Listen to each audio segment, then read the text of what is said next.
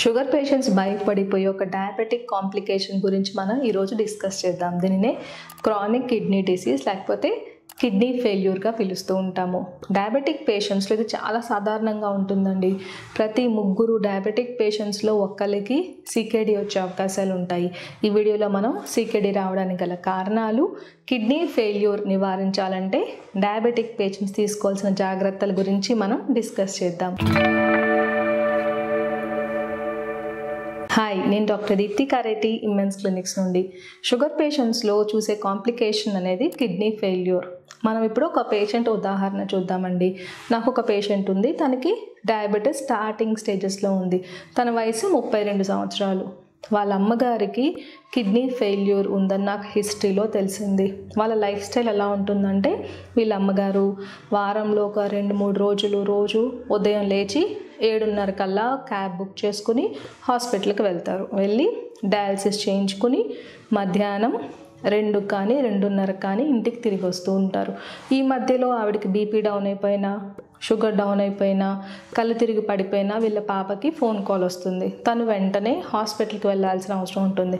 తను చేసే ఉద్యోగం ఆపేసుకుని పర్మిషన్స్ తీసుకుని హాస్పిటల్కి వెళ్ళి వాళ్ళ అమ్మగారిని చూసుకోవాలన్నమాట తను. ఇలా కొన్ని సంవత్సరాలుగా 8 సంవత్సరాలుగా జరుగుతుంది. అంటే మీకు ఏమర్థమైంది?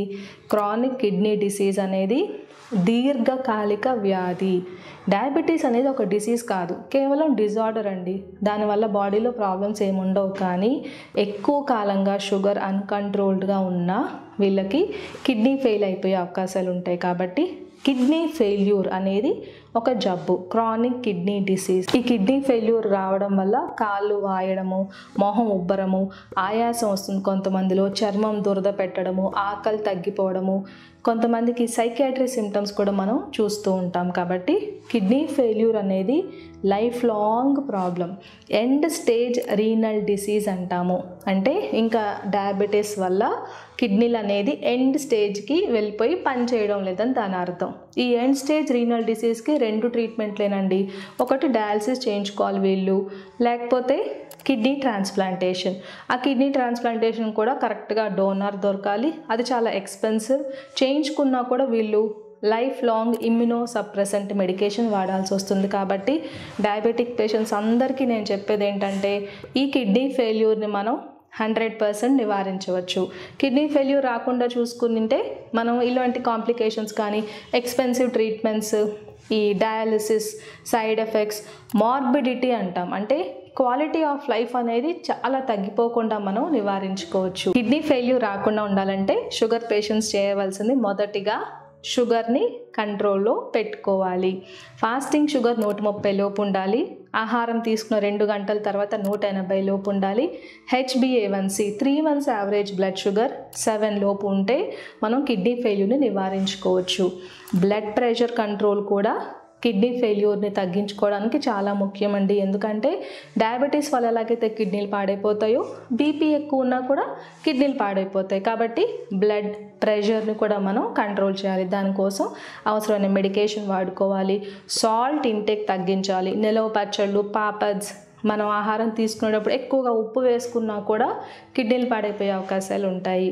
బ్లడ్ కొలెస్ట్రాల్ కంట్రోల్లో కూడా పెట్టుకోవడం కిడ్నీ ఫెయిల్యూర్ నివారించడానికి చాలా ముఖ్యం. ఫ్యామిలీ హిస్టరీ ఉన్న వాళ్ళల్లో, అంటే తల్లిదండ్రులకి షుగర్తో పాటు కిడ్నీ ప్రాబ్లం ఉన్న వాళ్ళల్లో పిల్లలకి కిడ్నీ ఫెయిల్యూర్ వచ్చే అవకాశాలు ఎక్కువగా ఉంటాయండి. కాబట్టి డయాబెటిక్ పేషెంట్స్కి మేము సంవత్సరంకి ఒకసారి ఒక బ్లడ్ టెస్ట్, యూరిన్ టెస్ట్లు చేస్తూ ఉంటాం. ఈ యూరిన్ టెస్ట్లో urine micro albuminuria, urine micro albumin creatinine ratio అనేది చూసుకోవడం ద్వారా కిడ్నీ డిసీజ్ ముందే మనం గుర్తించి ట్రీట్ చేసుకోవచ్చు.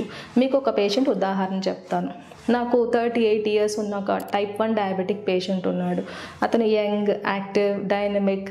తను ప్రొఫెషనల్గా కూడా చాలా అడ్వాన్స్ స్టేజ్లో తను ముందుకెళ్తూ ఉంటాడు. అతను 15 years నుంచి type 1 డయాబెటీస్తో బాధపడుతున్నాడు. నా దగ్గరకు వచ్చినప్పుడు అతను చాలా భయపడుతూ వచ్చాడు. యూరిన్లో ప్రోటీన్ లీక్ అవుతుంది డాక్టర్ గారు, నాకు రెటీనా అంటే మైల్డ్ డయాబెటిక్ రెటినోపతి కూడా ఉంది, షుగర్ లెవెల్ HbA1c 9.5 ఉంది అని చెప్పాడు. అతను నేను ఒక 8 to 9 months నుంచి ట్రీట్ చేస్తున్నానండి. HbA1c 9 నుంచి గ్రాడ్యువల్గా తగ్గి ఇప్పుడు 6.7కి వచ్చింది. యూరిన్లో ప్రోటీన్ లీక్ కూడా 300 అబవ్ ఉండేది, ఇప్పుడు 60 వరకు తగ్గిపోయింది. కాబట్టి మీకు ఏమర్థమైంది, యూరిన్లో ప్రోటీన్ లీక్ అవుతుంటే దాన్ని మనం ఖచ్చితంగా ట్రీట్ చేసుకోవచ్చు. ఇది షుగర్ కంట్రోల్ ద్వారా అవసరమైతే కొన్ని మెడిసిన్స్ ఇవ్వడం కూడా జరుగుతుంది. కాబట్టి మనం కిడ్నీ ఫెయిల్యూర్ని 100% నివారించుకుంటే ఫ్యూచర్ కాంప్లికేషన్స్ ఏవి కూడా రాకుండా ఉంటాయి.